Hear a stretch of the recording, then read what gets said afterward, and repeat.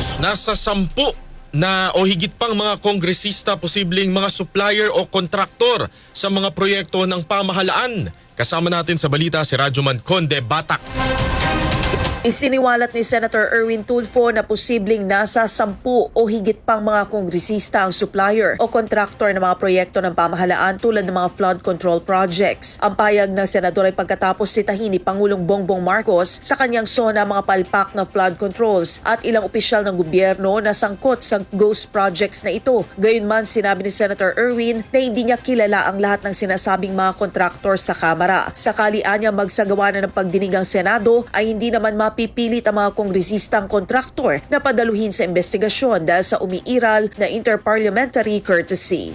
Sa info ko, hindi ko sila kilala lahat pero meron mga kontraktor na kongresista. Mga ilan po sa info? Probably 10 siguro, mga 10 or more. Pero alam niyo naman, memorize ko naman ito. May parliamentary courtesy, di ba? Pwede lang sabihin na, teka muna, ayaw naman namin pumunta dyan.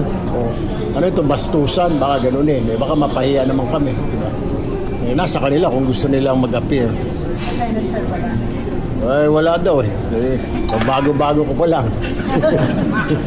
Hindi rin lusot sa pananagutan ng ilang mga opisyal ng DPWH na posibleng dawit sa mga questionabling flood control projects. Ayon kay Senator Erwin, posibleng may mga undersecretaries at assistant secretaries ang masisibak dahil sa katiwaliang ito. Kasama mo sa DZXL RMN Manila, Radyoman Conde Batak, Tatak RMN.